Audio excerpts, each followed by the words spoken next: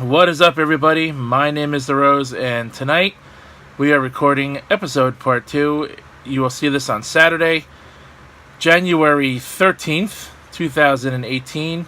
By then, some of you guys will be lucky enough to play the Dragon Ball FighterZ beta, and I'm going to get into that in a minute. But first, follow me on Facebook and Twitter, as well as subscribe to the YouTube channel for more episodes of the Game Corner. And check out voice actress Erin Fitzgerald on Facebook, Twitter, and Twitch. Also check out her website for more information about her and the roles that she's done. Follow Black Sakura on Facebook. All the links are in the description box down below. So today was a quite shitty day. It was gloomy all day long, rainy, on and off, windy. Just one of those days where it just makes you feel absolutely fucking miserable. And all you want to do is sleep. And days like that just piss me off to no end for no reason. And Bandai Namco didn't make that any better.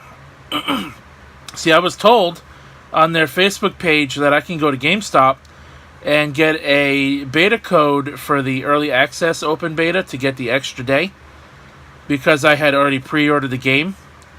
Well, apparently whoever told me that is a jackass and doesn't know what they're talking about, because the open beta for the early access extra day is only limited to the digital downloads for the pre-order for the console through Xbox Store and PSN Store. Now, so those people who only spend about $60 on the game on those console stores, they can get the extra day of the beta.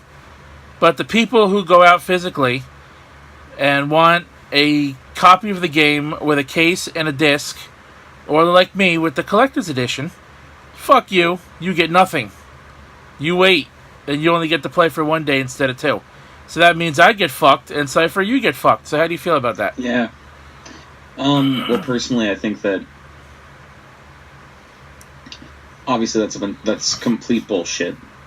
I think that if they're going to have a beta of this magnitude, then we should be afforded the same privileges as everybody else. Like, you dropped what is, for me, $200. Like, I don't know what the U.S. price is, but in Canada it's $190. $140 U.S. So, okay, yeah, so it's like $190 Canadian. And, like, I'm paying the game plus tax plus, like, express shipping because I bought it on Amazon. So I think that, if they're going to... Sorry, I just knocked over a water bottle. If they're going to do this bullshit, like, I think the beta should be slightly longer.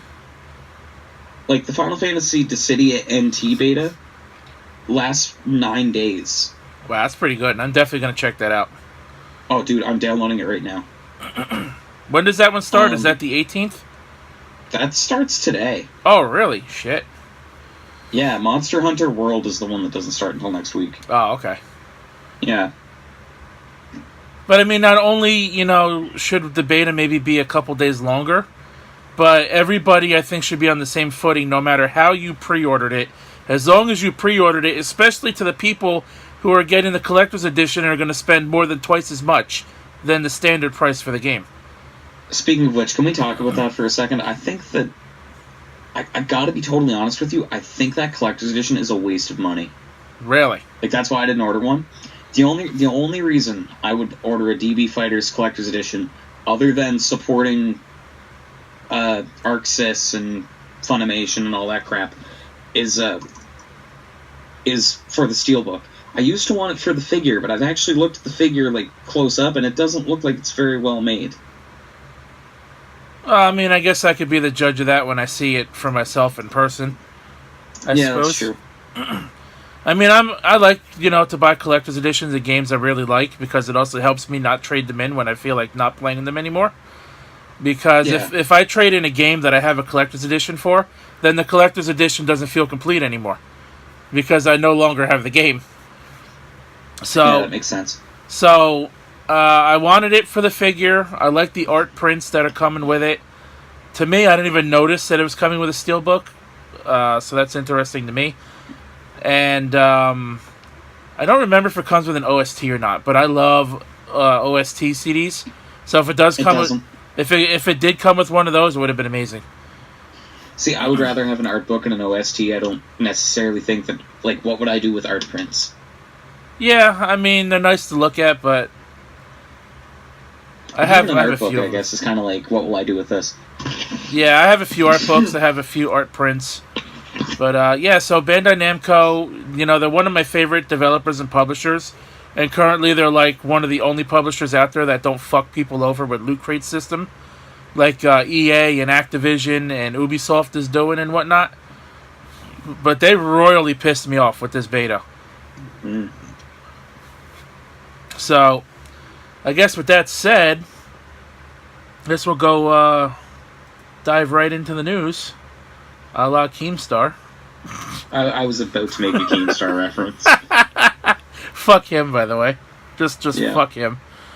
Are you stirring up YouTube drama on this podcast that only like 10 people listen to? Oh, shit. Well, you know, we'll reach more people eventually. Let's insult Keemstar some more. I'm sure that'll give us some pretty good exposure. Hashtag drama alert. Anyway. Shit.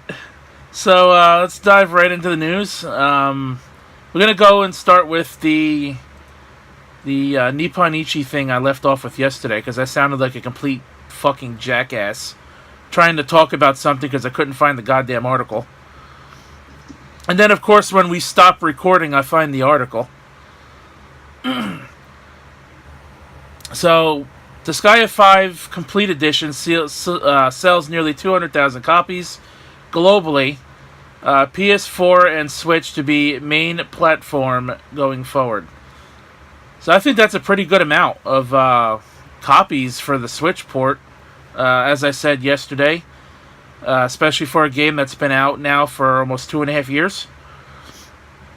Nippon Ichi Software President Sohei Nikawa commented on the company going forward into 2018. He commented on the state of Disgaea 5 Complete sales, as well as the company's main platform going forward. Here are a couple things he said. Thanks to the game selling well in North America, Europe, and Asia in late 2017, the Nintendo Switch version of Disgaea 5 Complete has sold nearly 200,000 copies. They will continue expanding into the consumer games market with new IPs and sequels to existing IPs, with PS4 and Nintendo Switch as the main platforms. Also, they announced apps that are in development. Curious to know what some of that may be. There is a date on here noted for July 12th, 2018, Nippon Ichi Software's 25th anniversary. There will be events, goods, and new games to celebrate the event, and thanks to the fans who are currently being prepared. And that's pretty much it. So, I'm interested in that event, and they're going to have new games. They're going to announce more games, it sounds like. So, maybe another Nippon Ichi press conference type deal, like what they're doing next month. Maybe they're going to do like another one as part of the celebration in July. Yeah. Sounds interesting to me. What do you think? I'm excited to see what they're going to announce, because this is, like, as you noted, it's their 25th. So I'm kind of hoping that we see some older IPs get revitalized. Like, I really like Soul Nomad and Makai Kingdom. Phantom Brave's okay. It's not really, I never really got too deep into it. But I would like to see, you know, some of those games maybe get a little bit of love compared to Disgaea, even though many of them fall into that same general genre. Right, and a lot of them cross over into each other's games. Yeah. So, see, I never even noticed that Nippon Ichi was even around that long, because the first I've heard of them was in like 2004 with the very first Disgaea game, and I really wasn't a fan of Disgaea at the time. I actually could tell you a story on how I got into Disgaea. It was a day that I took my Nintendo DS and the only two games I had for it, and I gambled on Disgaea 3 traded in my DS, my Pokemon Platinum game, and my Yoshi's Island DS game for it, and I got $70, so I bought Disgaea 3, which at the time was $35 used, and I bought another game, which at the time, I, as of right now, I should say, I don't remember what that game was.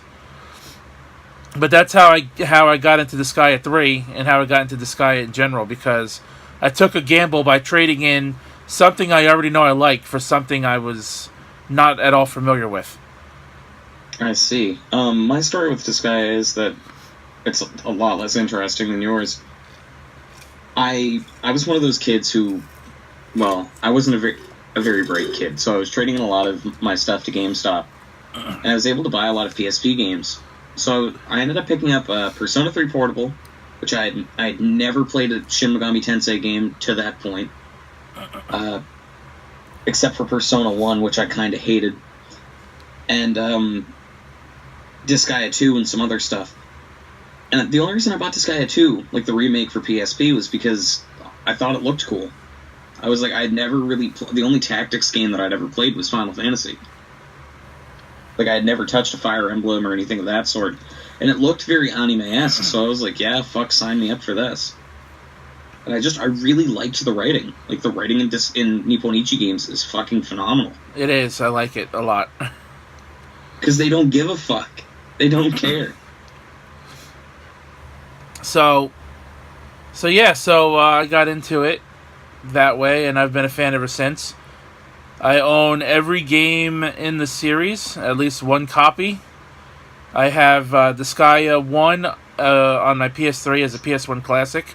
I also have the PSP port to the PC, which is Disgaea PC. I have Disgaea 2 PC, which is the PSP port of Disgaea 2. And I have 3 and 4 and Disgaea D2 all on my PS3. I have Disgaea 3, the Detention Edition, on the PS Vita. And I have, 5 on my PS4. So nice. So here's a quick news flash since we're talking about NISA. Is they've put up the collector's edition for the SNK game that was announced yesterday. Ooh, really?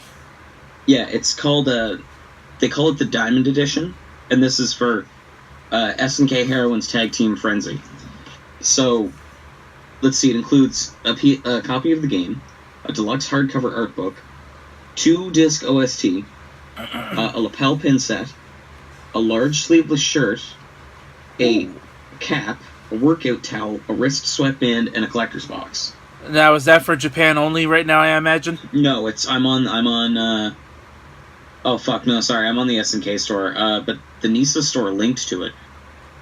Ooh. Yeah, it's US, I believe, because the Nippon Ichi store linked me to SNK, and the SNK store says free shipping on US orders, so... Is there a release date? Don't see one. But it's up for pre-order right now, or is it just there? It's up for pre-order right now. It's $120 US. Wow, fuck me, dude. I wish. And you get fucking Terry Bogart's cap. So I would fucking go for that shit if you like SNK.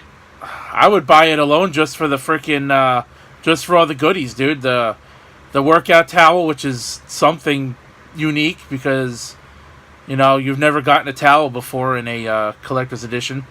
I like hats. I'm a fan of hats. Yeah. And I like, as I said before, I like OSTs. So. And the sleeveless shirt is like a muscle shirt with my Shiranui on it. The only problem is it's a large, and my fat ass wears a 3X, so that ain't gonna fit me. I'm a medium, so it's not gonna fit me either. Well, start eating. I mean, you could wear it; it'll be a little big on you, but unlike me, it ain't gonna fit my ass. But anyways, so that's interesting to note. I probably will put the pre-order down for that. I might. I don't know. I'm still kind of on the fence. In 2 weeks, I'll probably put the pre-order down for that when I can. Hopefully, the pre-order for that doesn't sell out by then, which I don't think it will. Because if it doesn't come out for a while, because I know they'll only take the money out to ensure my bank account is active. They won't charge me completely until it ships. No, and I like the fact that they do that. So that'll be interesting. So I'm going to definitely do that. So here, a little bit of Xbox news. Now, Halo 5 Guardians has been around since, like 2012? I don't know. I think it was 2012. It came out, like, right around the time Hurricane Sandy hit the East Coast, I believe. Well, anyways, for any reason, if you don't have Halo 5 Guardians, or you've never played it, and you want to play it again, Halo 5 Guardians, the most expensive Halo game ever released, will be free for Xbox Live Gold members. It started on Thursday, the 11th, at 3 a.m. Eastern Time, and will run until Monday, January 15th at 2 a.m. Eastern Time.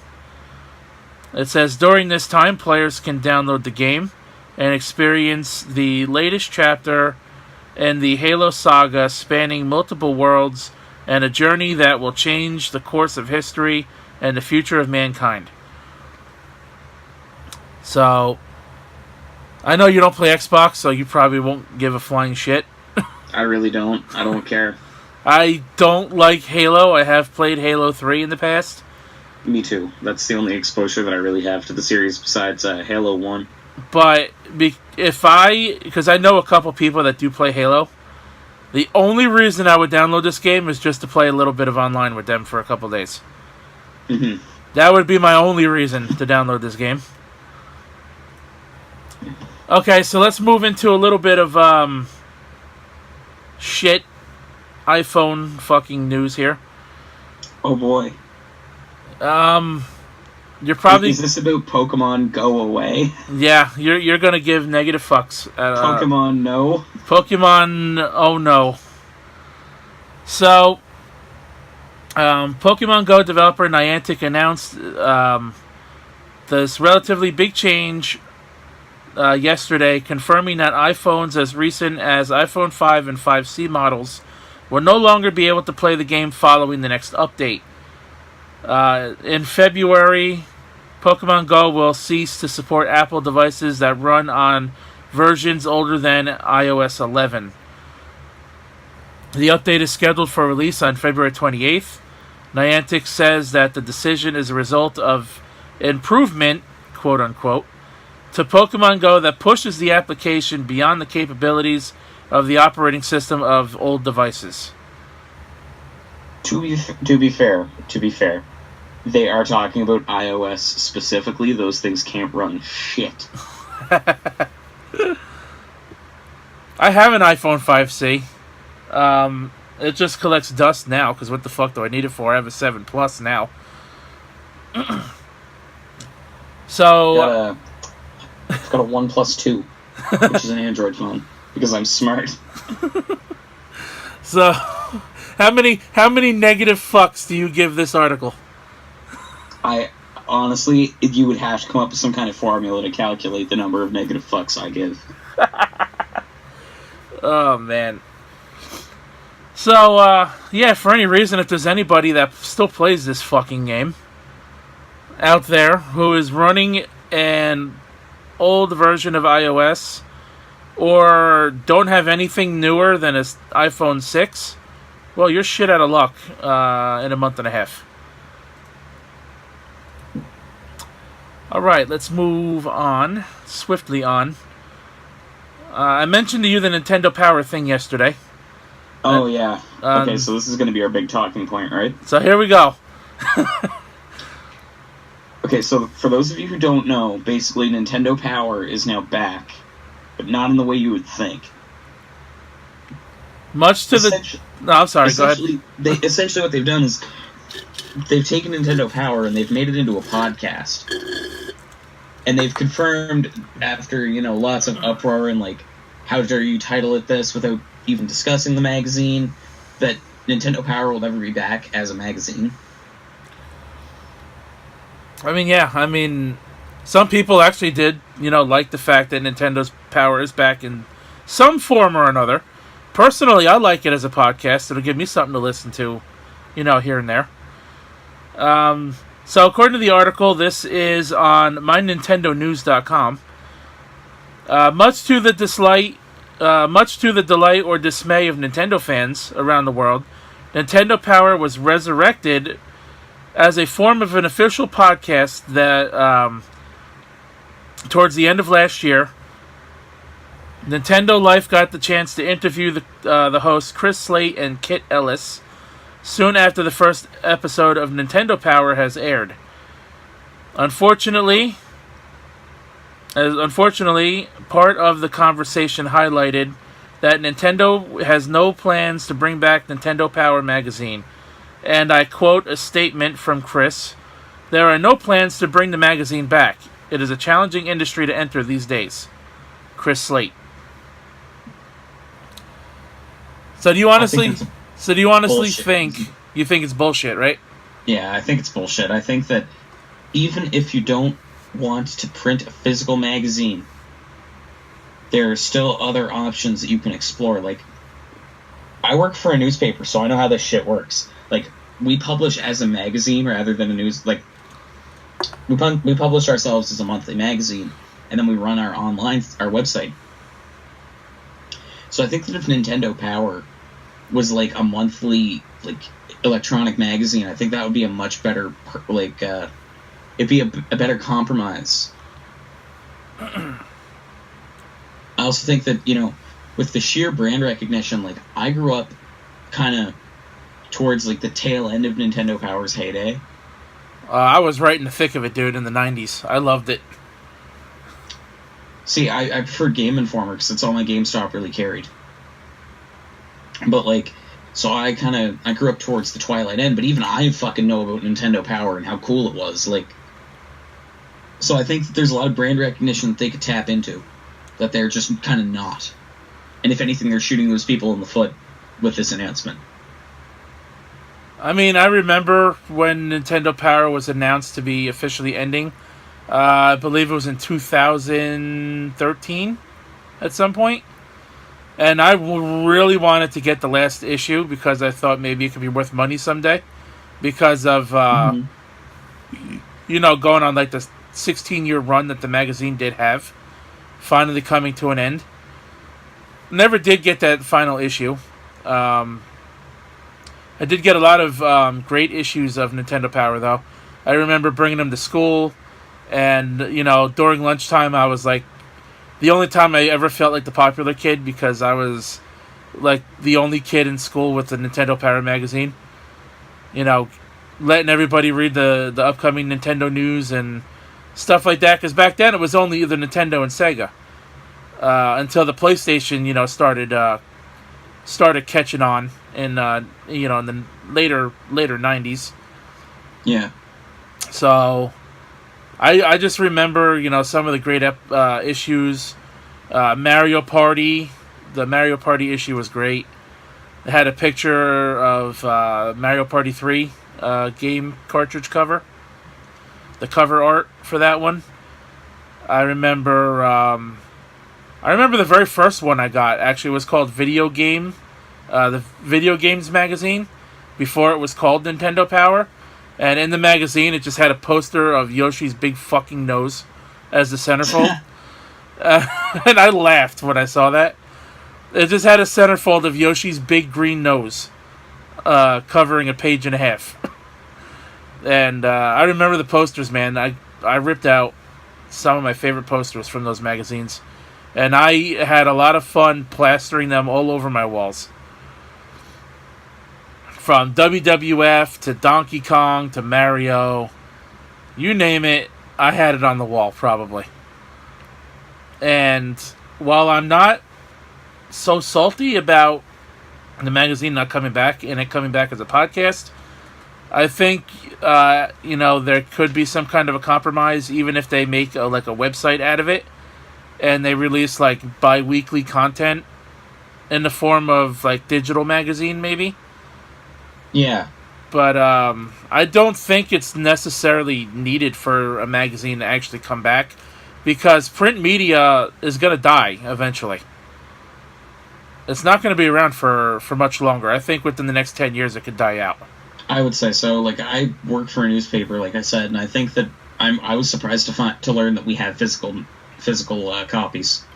But yeah, I still get Game Informer magazine. I actually got last month's edition. Did you see the cover that I showed on the on the Discord server? No. The Mega I don't Man, think so. the Mega Man cover, dude, it looks so sweet looking. But yeah, I remember getting Electronic Gaming Monthly, PlayStation Underground for a little while. You know, getting those demo discs in the mail was amazing for the PlayStation. You know, back then, gaming magazines are great, and the only one left that I know of is Game Informer through GameStop. So, to those of you that, you know, want to see the magazine come back, you know, don't be a salty squid over it, because I don't think you need it. You're a squid now? You're a kid now? Let's see here. Honestly, I should have just did the other thing, Halo thing. Oh, we'll go back to Halo in a little bit. Speaking of Game Informer, they wrote a news article about Sony's holiday sales from November 2017 through the end of the year. And it says Sony has announced that according to the estimates, the PS4 has sold 5.9 million units worldwide during the holiday season, spanning from the end of November to the end of the year, which is down slightly from 2016, where they sold 6.2 million units in the same amount of time. Also, the company says that this puts the system's total worldwide unit sales at 73.6 million PS4 units sold worldwide. It has also announced that 55.9 million PS4 games, whether retail or digital, were sold last year during the holiday season. That's a lot of money. Yeah. I mean, if you're gonna sell about 56 million games in less than a month and a half, you're pretty much just printing money right now. Well, I think part of that has to do with their actual, their sales online, though. Well, yeah, because they were running sales like crazy through the end of the year. Oh, dude, I bought so many games on sale, like Psychonauts with PS2. That's $4 right now. I could easily say that I have bought 3 games before the year ended. So, out of that 56 million, I could account for 3 of them. I'm 5 or 6, I think. I had a lot of money at the start of the month. And it's still going on. Yeah, it is. Yep. What is it? Week 4 of the winter sale? Week 5 now. Week 5. Is that the last? That's the last week, right? I think that's the last week, yeah. So, what do you think of about 6 million units being sold in less than a month and a half? I think that's pretty impressive. I think that, nothing is really gonna... Sony is never gonna one-up Nintendo in sales unless they start doing some crazy stuff with their consoles, which I don't think they're ever really going to. My biggest concern, because we're talking about Sony, and this is only kind of tangentially related, is I'm really hoping that they don't announce the PlayStation 5 at E3 this coming year. Speaking of the PlayStation 5, I saw a ridiculous clickbait video by Gaming Bolt on YouTube. And, Gaming Bolt is either Gaming Bolt or Game Ranks. Let me look this up now before I slander a freaking YouTube channel that's innocent. It was either Game Ranks or Gaming Bolt. I'm going to find out right now because I know exactly where to look. And the video was about how the Xbox One X is a stepping stone to the PS5. And I'm like, what are you talking about? There is no PS5. And I'm like, what? Why would you make a video like this? Yeah, I personally think that if they were going to release the PlayStation 5, it's like, it would be a waste because it feels like the PS4 has not really gotten off the ground in the same way the PS3 did. Okay, it was Gaming Bolt. Okay, Game Ranks. I was going to say, Game Ranks, you're free to go. Yeah, Game Ranks, you're free to go. It was Gaming Bolt that did this. They released a video yesterday. It is called is the Xbox One a true stepping stone to the PlayStation 5? And they have a generic PS5 logo as the video thumbnail. Video has only about a little over 10,000 views right now. And it's total clickbait garbage because you can't compare one console to a console that doesn't even exist yet. No. And something like that just kind of pisses me off when I see things like that. Doesn't really make any sense. No, it doesn't. So what do we got left here? Let's get back into the Halo thing. Steven Spielberg has a Halo TV show he's working on. Apparently, it is still alive. I didn't know it even existed. It says... Let me see here.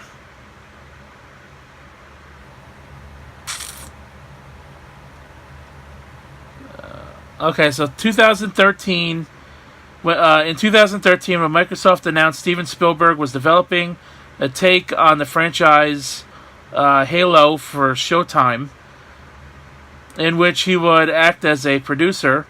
Since then, practically nothing has been said about the project. Still, the network says the project is very much alive. Speaking to TV Guide at the Television Critics Association Winter Press Tour, Showtime president David Nevins promises the Halo is still in very much active development. It's worth nothing. It's worth noting those same words were used in 2015 when he wouldn't elaborate beyond that, except to say he's seen the scripts from the produced series. Showtime president of programming Gary Levine echoed that sentiment, adding that Halo is absolutely still in development, still moving forward, and I'm encouraged by what we've seen so far. He also confirms the adaptation is a live-action series that he believes will definitely satisfy the fans of Halo, and I think also satisfy the drama audience of Showtime.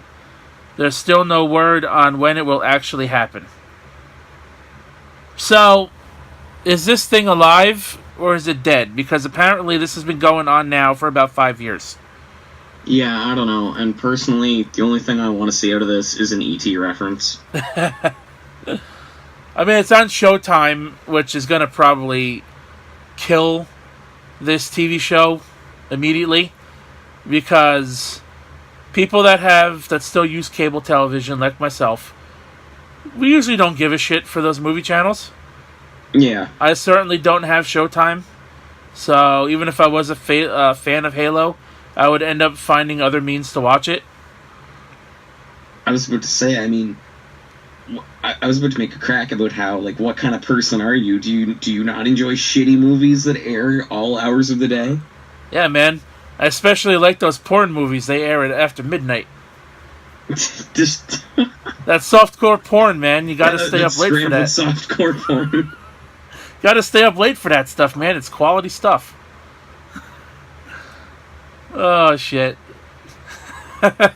I'm sorry, I have a bedtime. I'm not allowed to watch that shit. So before we continue, let me just randomly ask you, how sober are you tonight? Not very. That's your answer. Alright, so let me ask you another question. Yeah. If piano players are called pianists and guitar players are called guitarists, how come race car drivers aren't called racists? God damn it.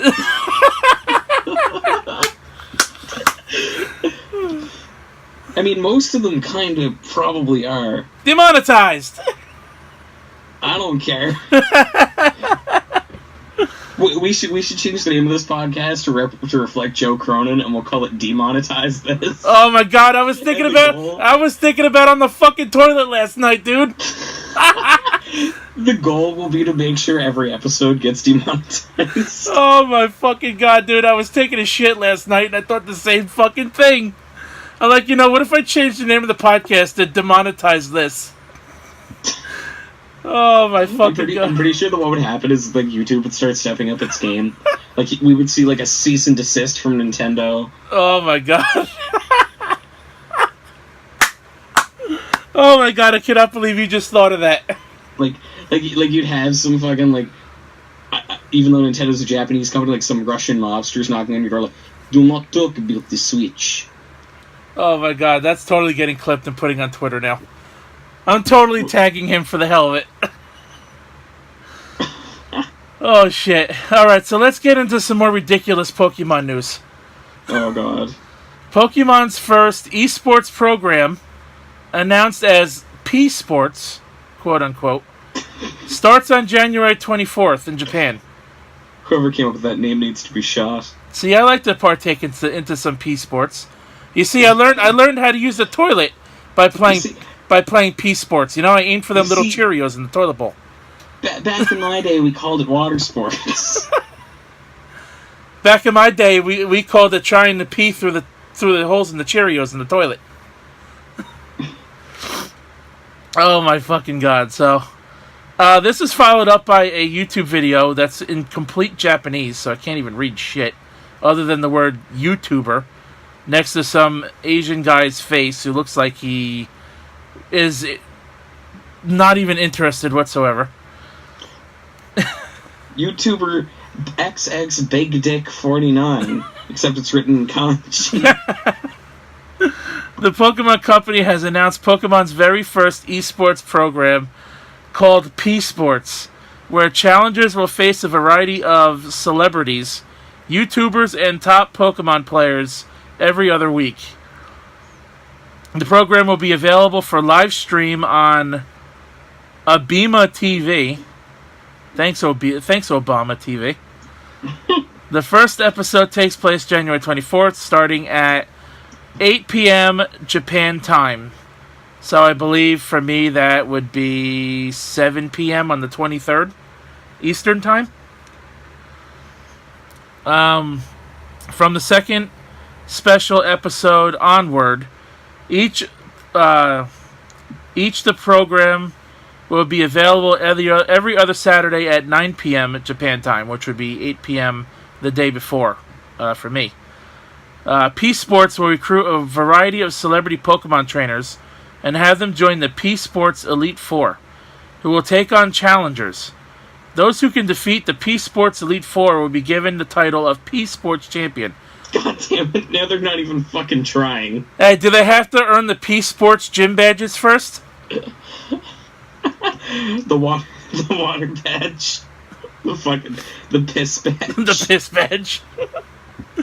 Yeah, they gotta go out and they gotta earn the boulder badge. You know, I think I found 2 of those boulders. Yeah. Let's see. The first episode of P-Sports Elite Four members include the top Pokemon trainer of entertainers Hiroshi Yamamoto of the comedy trio Report. Robert, a top Pokemon player known as a Raibarori. I'm probably butchering these words. A trainer who placed number 3 of Japan at JCS, Joe Cronin Show 2016. And the top YouTuber Pokemon trainer, Hajime Shako, or Shacho, I have no idea. The program will be emceed by the overall duo TKO. I've heard of TKO. They were at Anime Next, was it last year? I've never heard of TKO. I've only heard of them because I follow Anime Next, and I believe it was either last year or 2015 they actually came out here to Jersey. Okay. No further information was shared about the program, however. There are still plenty of Pokemon battles to showcase. We might even see some news announced during the show sometime in the future.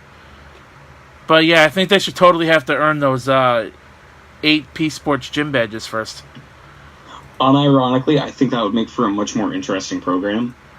Because if you're just going to pick people to challenge these elite people, what happens when those P-Sports Elite Four members lose? Do they get replaced by the people that beat them? Yeah, that's really weird. Like, I also really would like to see an American equivalent to this. I think it could happen. To be honest, I want it to be hosted by Reggie and then Danny DeVito. But Danny DeVito can only make can only be Detective Pikachu. Detective Pikachu. Hey, at least you hear P a lot. Oops! I dropped my monster condom, which I use for my Magnum Atkins. I'll be all. That wasn't even clever. God. I'll be back in a Magnemite of a second. Okay. God damn it. Jesus Christ. Now you just want me to make I just want to make Pokemon puns. Or be right back. Oh god, now I have to fill dead air on my own. Today's episode is not sponsored by Gibson's Finest Canadian Whiskey, which I am now about to go mix myself another glass of while Rose is doing stuff. I'm waiting for this. Oh no, you know what? I'm going to save this one for tomorrow. Oh. Yeah, I want to save this one as the main talking point for tomorrow. Okay. I'll tell you what it is after we're done here. Okay. 2, 3. So we got 6 bits of news. All right, we'll go over one more thing, and then I think we'll call it an episode. All right. So this will be a slightly shorter than yesterday by maybe 5 minutes. This one here, Hideki Itsuno of Rival Schools and Capcom vs. SNK 2 apparently making a new game. Okay, this was the thing that you told me about yesterday that I was really excited for. And I'm curious as to what it could be, and I'm really hoping that it's CVS 3. And I know it's not going to be CVS 3, because God hates me. But, wouldn't it be fucking great if it was just Capcom versus SNK 3? I would buy that in a heartbeat. Holy shit, so would I. Hideki Itsuno, the Capcom developer behind beloved works such as Rival Schools, Capcom vs. SNK 2, and the Devil May Cry series, has tweeted that he has been working on a new game that is currently in the works, under climax, quote-unquote. You can view, they have the tweet here that Izuno tweeted out a couple days ago. This was tweeted out on December 31st. It says, Happy New Year. I am sorry that I could not present a new project last year. The development of the project is now under climax. I am making a great game, so please expect it. So I'm assuming that means that he's hitting crunch time? I believe so. So basically, possibly whatever he's doing is... He says it's under climax, whatever that's supposed to mean to him. Yeah. What if he's actually just working on SNK Heroines tag team battle? It's possible. Very possible, to be honest. But I wouldn't be mad. I wouldn't be mad either. But after watching that, it's not CVS 3, so I'm going to be a little bit salty. I'm not going to be mad. After seeing that direct yesterday, I kind of hope it's something else. Just because we already know about that now, but we don't for sure know that it's actually him doing it. Either that, or I want them to fully remake all of the original Fatal Fury games. But I know that's not going to happen, so... Nobody else likes to play as really obscure characters like... God damn it, I can't even think of any from the first Fatal Fury. It says here, Hideki Itsuno has been keeping hope of a new Rival Schools installment alive for years. So it might be that. So there has been no lack of interest for a new CVS game either. So it's possible it could be CVS 3. And please. With the wild surprises we saw in 2017 regarding the future of fighting games, it would be unwise to count anything out. Whatever is in the works, it sounds like it will be completed soon, and it's possible that the Capcom designer will have updates for us this year. Hideki Itsuno is actually pretty active on Twitter, and then it says you can follow him. It's got his link. Keep up with updates. So, it's possible it could be the new SNK game that we just found out about yesterday. It could possibly be CVS 3. Or it could be Rival Schools 3, Rival Universities. It could be a new Rival Schools. Or since he has worked on Devil May Cry series, what if it's Devil May Cry 5? I really hope it's something that we don't already know about. Yeah, I want to be surprised, to be honest. Yeah.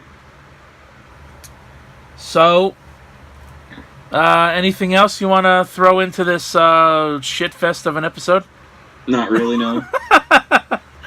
Oh man, I still can't believe we came up with some of the wild shit that we said. Oh, that's great. All right, you know what? Fuck it. Let's go into this rabbit hole one more time. Okay. All right. So, do you by any chance remember the god awful Super Mario Brothers movie from the 90s? Yes. Well, there's a chance. Yes, I do. There is a chance that we may see another Super Mario Brothers movie, possibly in 2020. President Tatsumi Kimishima has officially announced anything regarding the rumored animated Super Mario Bros. Movie but the Kyoto Shimbun, he hopes to make an agreement with a partner to make the announcement soon. Nintendo will be involved in production of the movie. I hope so, because they certainly weren't last time, and that movie turned out to be shit. If this movie goes ahead, Illumination Entertainment are the rumored partners. The movie should be ready for 2020. So not much to go on here. Just a small little teaser announcement. Yeah, I don't know how to feel about this, honestly. I think most of the video game movies that I've seen are just universally awful. And while I do appreciate the fact that Nintendo's going to have a role in this, because, you know, they have kind of an eye for perfection. They got an eye for that P, that's for sure. Oh yeah. God damn it! I just started reading off quotes from the old Mario movie because I was gonna make a crack about how it's a great big stew ball because of that evil King Koopa. Monkey. It's Ba-Bomb. If you really want a good video, you got to look up on the Vine Sauce, the Full Sauce channel. Vinny actually does a script reading of the Mario Brothers movie, of some of the unused lines in the movie. Oh my god! It's actually, I think I just found it. He did a live stream of it. It's actually really fucking good. Oh my god! It's pretty good. And has Vinesauce gone too far? Because personally, I think Vinesauce hasn't gone far enough. No, Vinny will never go far enough. I mean, he's a fucking meme lord a lot of the time.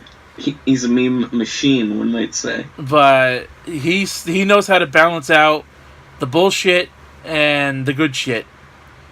And that's why, you know, I enjoy Vinesauce. And hopefully one day I'll be part of the team. And one more shout out. If you want to remember Nintendo Power, the glory days of Nintendo Power, check out the AVGN episode of Nintendo Power he covered many moons ago, where he goes over Nintendo Power magazine, showcases some of the old school issues and stuff, and he talks about, you know, some of the some of the issues where they actually from Mylon Secret Castle posted as a cheat code how to start playing the game, because that game was such a mess. That's hilarious. I love that. So check out those videos. Check out the Vinesauce video. Check out the AVGN video if you want to know what I'm talking about as far as the Mario Brothers movie and Nintendo Power magazine. For those of you who aren't familiar with it, or if you've seen those videos before and you just want to watch them again, you know, go for it. But yeah, man. So I think that closes out part 2 of episode 2. I almost said episode 5. Yes, and you can unlock part 3 of this episode for $9.99 because we are now sponsored by EA. Yeah, man, you gotta buy one of them loot boxes in hopes to get that episode 3. Alternatively, you could just go out and buy a box of Super Mario cereal. If you can still find it. If you can still find it. I've heard that it tastes just like Lucky Charms. Is that true? I did a live taste test, actually, on a Super Mario World ROM hack stream that I did. Okay, I think I might try to find that. That cereal tastes so potent with the taste. Does it taste like Amiibo? It'll make you thirsty immediately. It's that sugary? Oh yeah, it's not just that sugary, but the berry flavor is intense. Holy fuck! I gotta get me some of that. And see that they have Power Stars are your main oats of the cereal, and they don't have all that much berry flavor unless you eat like a handful of them at a time. Okay. But if you do that, you will taste the quite powerful berry taste of the cereal, and it will make you thirsty. The sugary bits are the marshmallow bits, which are the mushrooms, 1-ups, and the coin block pieces. Those are very sweet, and they also have quite a kick when it comes to the flavor. It's like if I can find a box, I'd like to try it. I don't know if it's available in Canada. It's not. I tried to pre-order it whenever it came out. I know it's available in the United States at stores like ShopRite. Actually, you can order it. You might be able to order it on Walmart.com or Target.com. Yeah, I'll try Walmart, because we have one just up the road. Yeah, because I know they're supposed to be selling the cereal too, so. I'm looking for...